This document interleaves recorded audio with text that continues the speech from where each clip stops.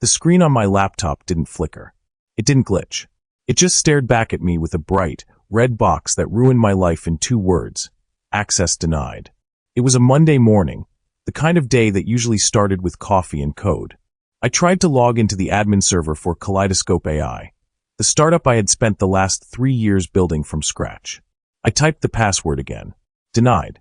My stomach dropped, a cold stone settling in my gut. I grabbed my phone and opened our business banking app. I needed to see the operating capital. Access denied. User privileges revoked. My hands started to shake. I dialed Yarek.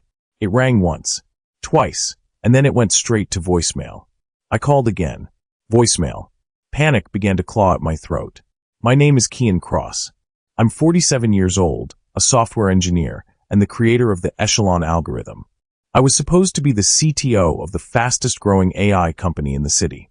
Instead, on a rainy Monday, I was a man locked out of his own digital life. I didn't know it yet, but the silence from Yarek wasn't an accident.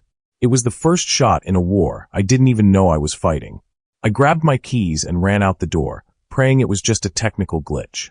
I drove way too fast to the co-working building where we rented our office space. My heart was hammering against my ribs like a trapped bird. I kept telling myself there was a logical explanation. Maybe the servers were down. Maybe the bank flagged a transaction. Yarek was my best friend. He was the business guy, the one who handled the accounts so I could focus on the code. He wouldn't let this happen. When I reached the 3rd floor, I rounded the corner to Suite 304 and stopped dead. The glass walls of our office were usually covered in sticky notes and whiteboard diagrams. Now the glass was clean, wiped totally clear. I pushed on the door. It was unlocked. I stepped inside, and the echo of my footsteps was the only sound. The desks were gone. The high-end ergonomic chairs were gone. The server rack in the corner, the heart of our operation, was missing. The floor was swept clean, leaving only the faint outlines where the furniture used to be. Then I saw it. On the main glass door, right where our colorful Kaleidoscope AI logo used to be, someone had peeled it off. In its place was a sleek, matte black vinyl sticker that looked brand new. It didn't say Kaleidoscope. It read Prism AI. The back door of the office clicked open. I spun around, expecting a mover or a landlord. Instead, Yarek walked in. He looked different. Yarek usually wore hoodies and jeans like me. Today, he was wearing a suit that looked like it cost more than my car. It was sharp, tailored, and intimidating. He didn't look guilty. He didn't look ashamed. He looked at me with a soft, patronizing pity that hurt worse than a punch to the face. "Kian, buddy," he said, his voice smooth. "You look stressed. Where is my stuff?" I demanded, my voice cracking. "Where is the company? Why am I locked out?" Yarek sighed, adjusting his silk tie. "You're a brilliant engineer, Kian. You really are. But you're not a killer. This industry? It eats nice guys like you for breakfast. This is just business. I'm taking the technology to the next level, and I can't do that with you holding me back." "Holding you back? I wrote the code." I shouted. "You wrote a beta," he corrected coldly. "I'm building an empire. You're out, Kian. Kaleidoscope is dead. Prism AI is the future." He checked his expensive watch. "Security is on their way up to collect your badge. Don't make a scene." I drove home in a daze, my badge sitting on Jarek's desk. But the nightmare wasn't over. It was just beginning. My phone rang halfway home. It wasn't Yarek. It was a number I didn't recognize. "Mr. Cross," a harsh voice asked. "This is regarding the outstanding balance on the server farm lease." "The company pays that," I stammered. "The company Kaleidoscope AI has been dissolved as of this morning," the voice said. "However, your name was listed as the personal guarantor for the hardware leases. You owe $42,000 due immediately, or we begin collections." I hung up, feeling sick. Another call came in. Then another.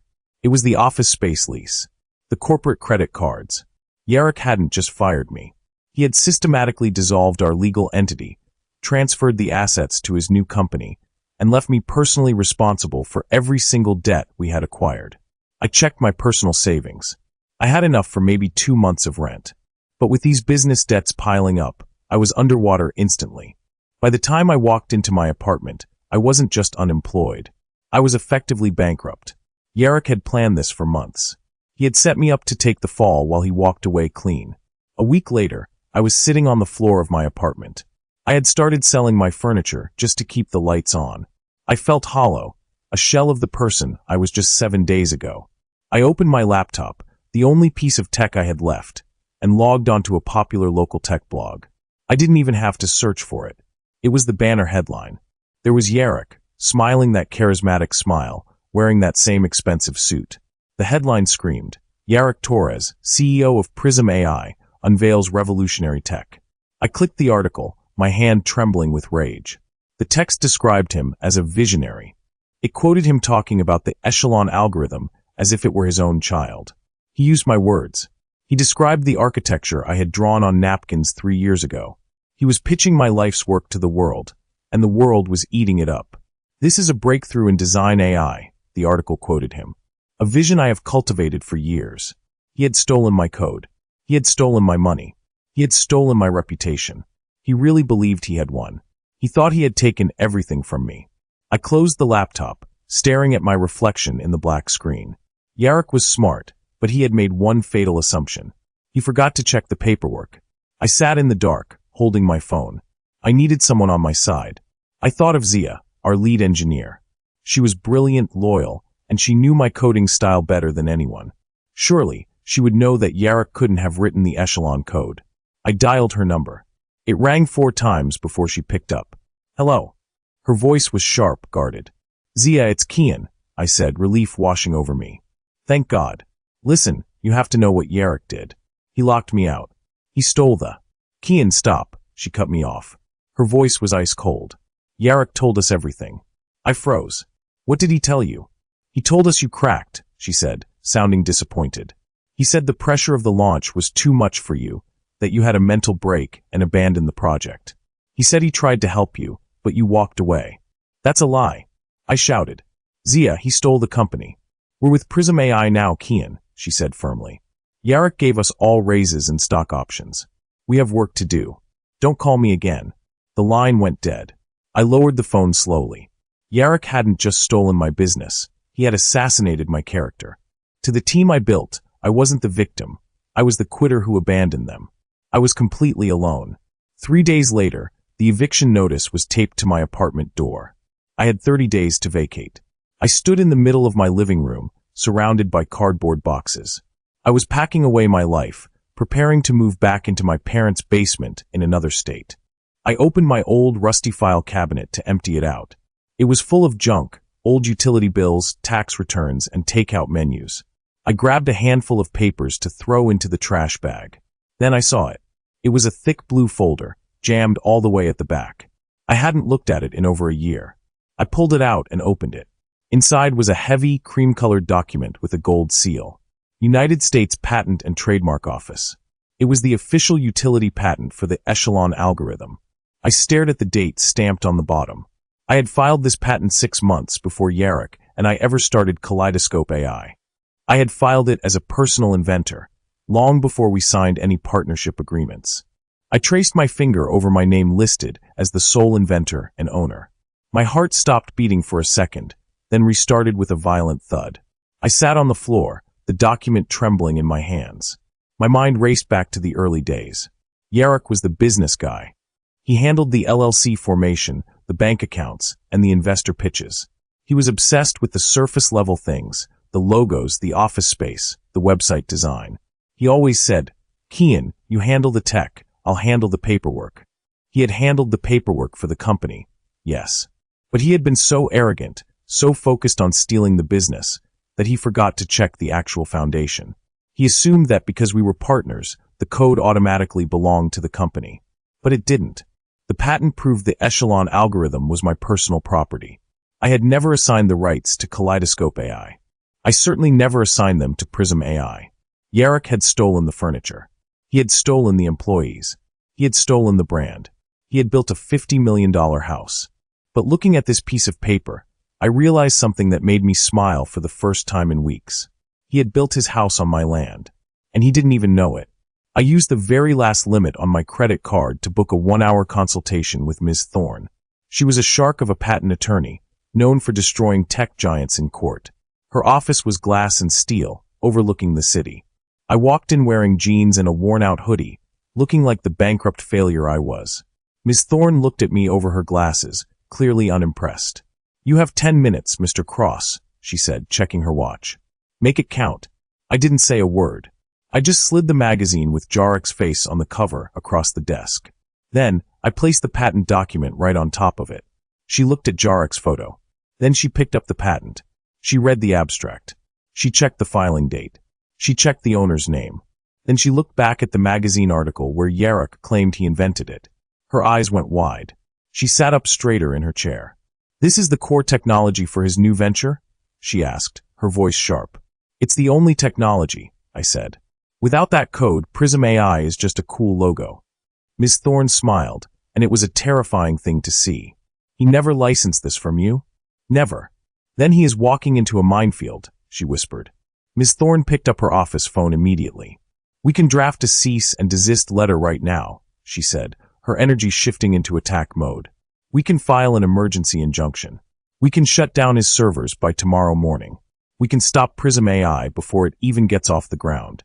I reached out and put my hand on the phone, pressing the receiver down. "No," I said quietly. Ms. Thorne looked at me, confused. "Excuse me? He stole your life's work. You want to let him keep using it. If we stop him now, what do I get?" I asked. "He has no money yet. He just has a stolen idea. If we sue him now, the company folds, and I'm still broke." I looked out the window at the city skyline. Somewhere out there, Jarek was pitching investors.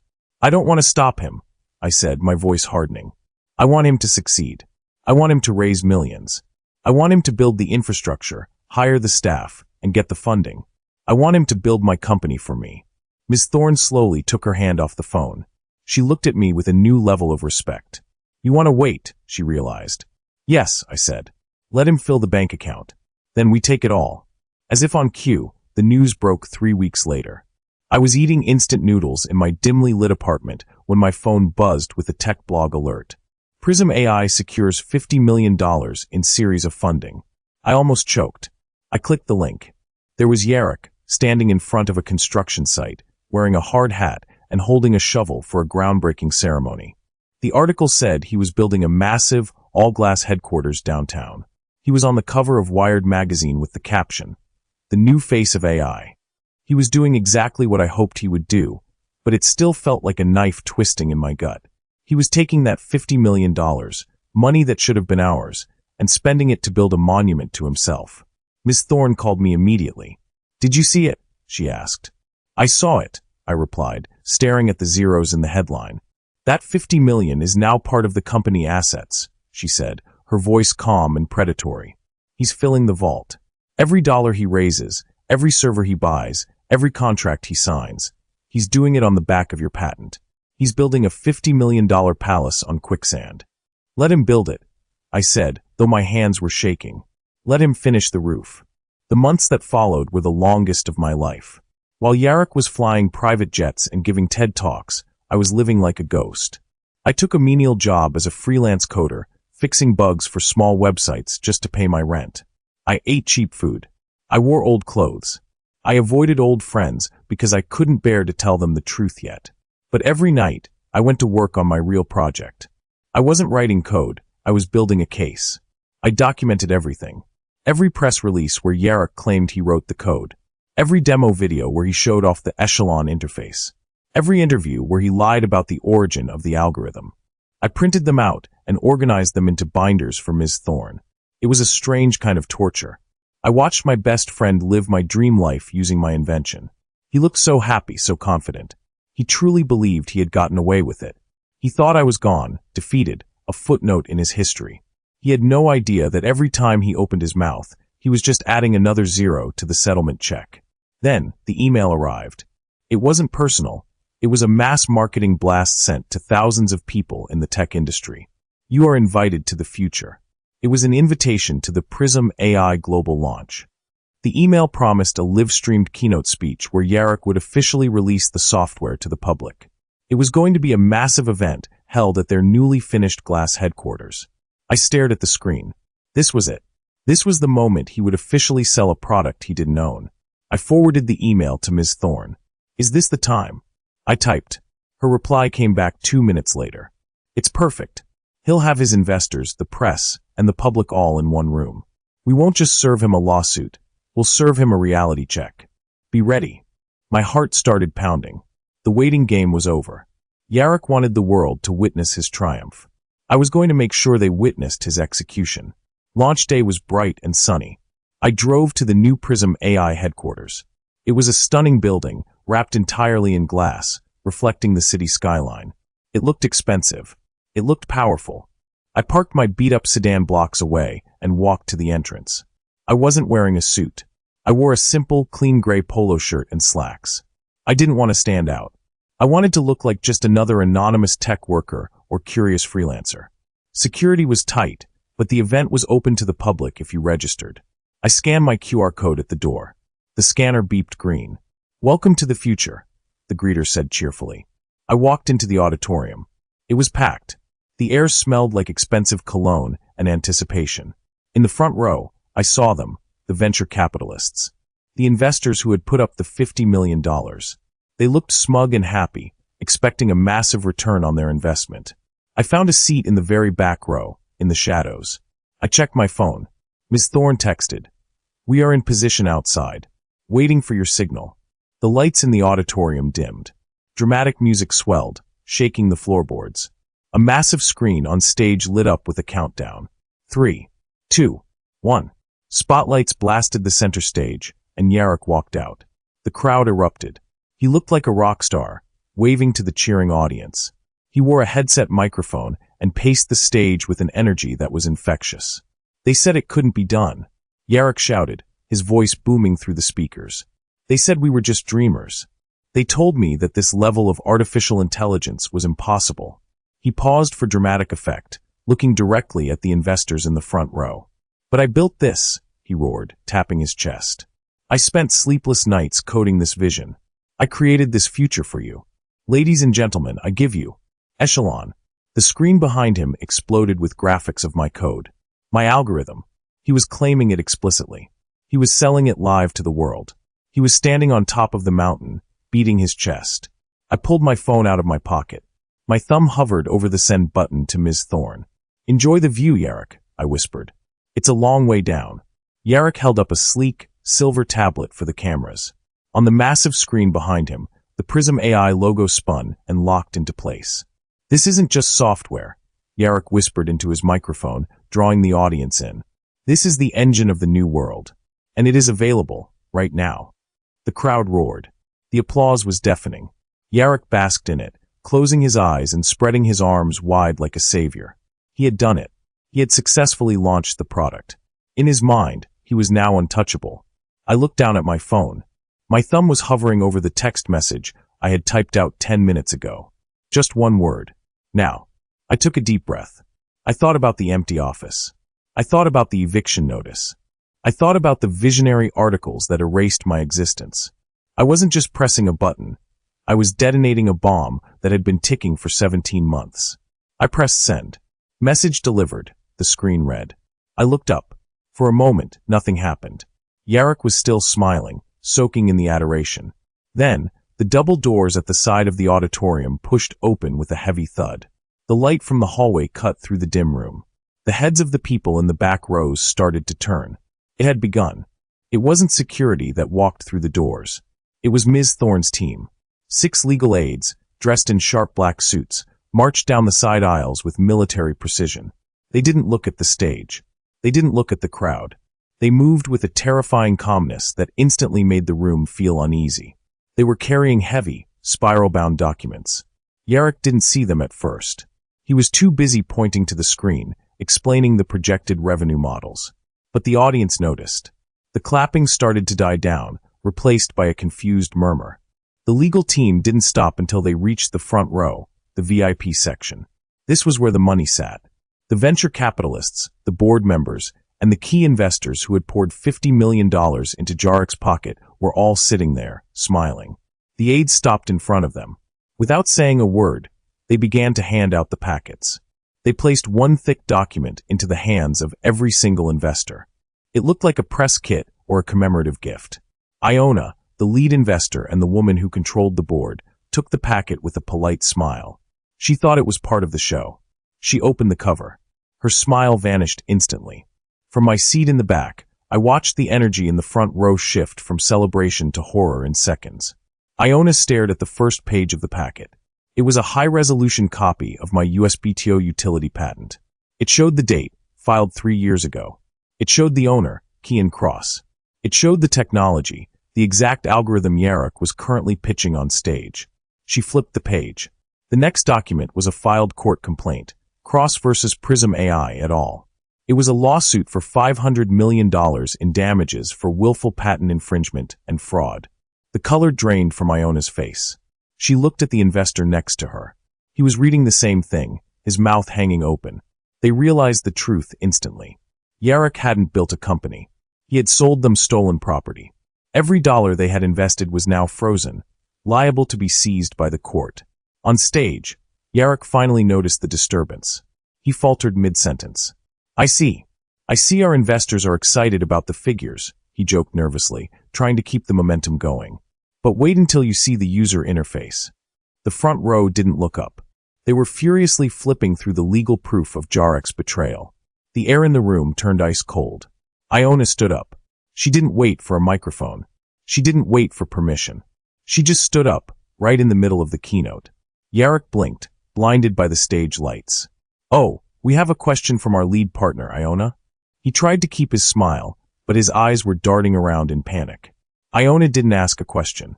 She held up the patent document high in the air, shaking it. Yarok, she shouted. Her voice cut through the auditorium, silenced the music, and stunned the crowd. What is this? I can't see what you're holding, Yarok stammered, stepping back. It's a patent. Iona yelled, her voice trembling with rage. Dated 3 years ago. Before Prism. Before us. Belonging to Kian Cross. Why am I being served with a federal lawsuit for infringement in the middle of a launch? The live stream cameras swiveled. Instead of filming Yarok, they zoomed in on Iona and the legal papers. The image was broadcast to thousands of viewers online. Yarok froze. He looked at the paper. He looked at the cameras. He realized the world was watching him crumble. He opened his mouth to lie, to spin it, but nothing came out. The silence was absolute. Cut the feed. Iona screamed at the tech booth. Cut it now. The massive screen behind Yarok went black. The live stream died. The house lights slammed on, harsh and bright, exposing the confusion in the room. The magic was dead.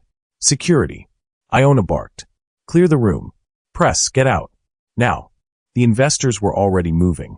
They weren't looking at Yarok with admiration anymore. They were looking at him like a liability. 2 large security guards stepped onto the stage. They didn't ask Yarok to leave. They grabbed him by the arms. Hey, get off me. I'm the CEO. Yarok shouted, struggling. But he looked small. He looked like a child caught stealing. Iona pointed a shaking finger toward the glass-walled boardroom at the side of the hall. Get him in there. Now. Then she turned around. She scanned the room, her eyes wild. She spotted Ms. Thorne standing calmly by the exit. Then, she saw me standing next to her. She knew exactly who I was. You, she said, pointing at Ms. Thorne. And, Mr. Cross, get in the boardroom. We are settling this. Tonight. I walked down the aisle. I passed the empty stage where Yarok had stood minutes ago. I walked into the glass room. Yarok was sitting at the head of the table, head in his hands. He looked up. When he saw me, he looked like he had seen a ghost. The boardroom was silent except for the hum of the air conditioning. Yarok was sweating profusely, his expensive suit now looking damp and uncomfortable. He looked from Iona to me, his eyes wide with desperation.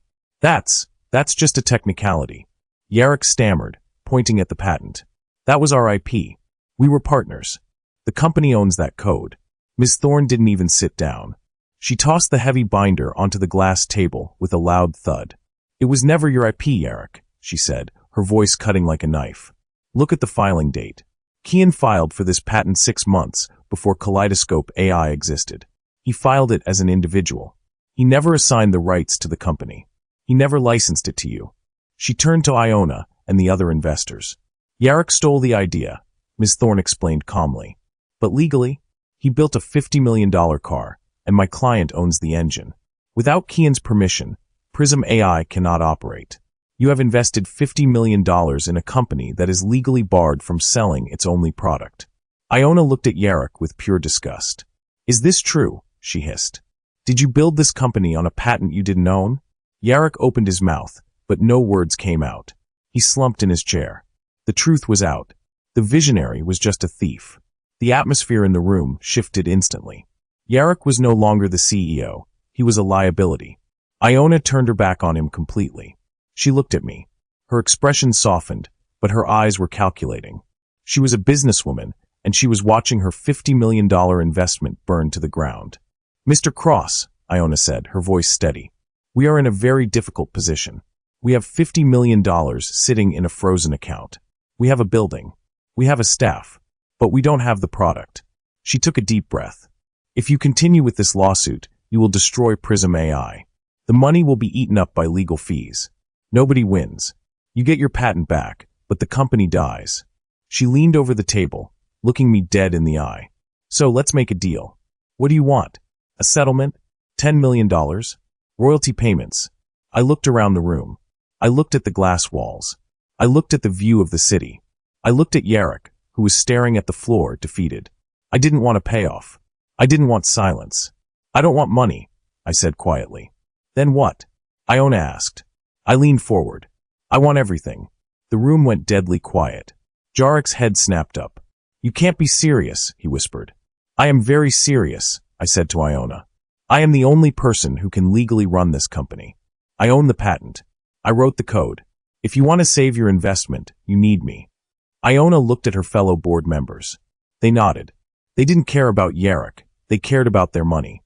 Here is the deal, Iona said, turning back to Yarek. Her voice was cold as steel. Yarek, you are fired for cause. Effective immediately. Because you committed fraud when you signed our investment agreement, your equity is forfeited. You get nothing. No severance. No stock. Nothing. You can't do that. Yarek shouted, standing up. Sit down. Iona barked. Or I will have you arrested for corporate fraud tonight. Yarek sat. Iona turned to me. We will transfer 100% of Jarek's equity to you. You will be named CEO of Prism AI. We keep our $50 million invested. You bring the patent into the company. We rebrand, we restructure, and we move forward. She extended her hand. Do we have a deal, Mr. Cross? I looked at Yarek one last time. Deal. 2 security guards entered the boardroom. They weren't gentle this time. They pulled Yarek out of the chair. This is my building. Yarek yelled, his voice cracking. I built this. You paid for it with money that wasn't yours, using an idea you stole, I said calmly. Goodbye, Yarek. They escorted him out of the glass room and down the long hallway. I watched through the wall. As they pushed him out the front doors, the tech bloggers and press were still waiting outside, confused about why the live stream had cut. They saw Yarek being physically removed from his own headquarters. Flashbulbs erupted like lightning. Yarek tried to cover his face, but it was too late. The photos would be everywhere by morning. He had lost his company, his reputation, and his fortune in a single hour. Iona stood beside me, watching him go. We will be filing our own lawsuit against him for the fraud, she noted casually. He won't be working in this town again. I didn't feel happy. I didn't feel sad. I just felt balanced. The scales had finally tipped back. 1 week later, I walked into the glass headquarters. The receptionist looked up, nervous. She didn't know if she still had a job. Good morning, I said, smiling. Don't worry. Everyone stays. I took the elevator to the top floor. I walked into the massive corner office that Yarek had designed for himself. It had a panoramic view of the city and a custom Italian desk. I sat down in the leather chair. It was comfortable. I picked up the phone and dialed a number I knew by heart. Hello. Zia, I said. It's Kian. There was a long silence, then a heavy sigh on the other end. Kian, I saw the news. I saw what he did. I'm so sorry I didn't believe you. I thought he was the visionary. It's okay, I said softly. He fooled everyone. But I'm the CEO now. I'm deleting the old code repository. I need you to come in and help me upload the real Echelon master file. I'd love to, she said, her voice thick with relief. I really would. Good, I said. See you in an hour. I hung up. I walked over to the glass wall where the Prism AI logo was etched. I took a scraper from my pocket and peeled the vinyl letters off, one by one. I looked down at the entrance of the building. Workmen were already hoisting the new sign into place. It shone bright in the morning sun. Kaleidoscope AI.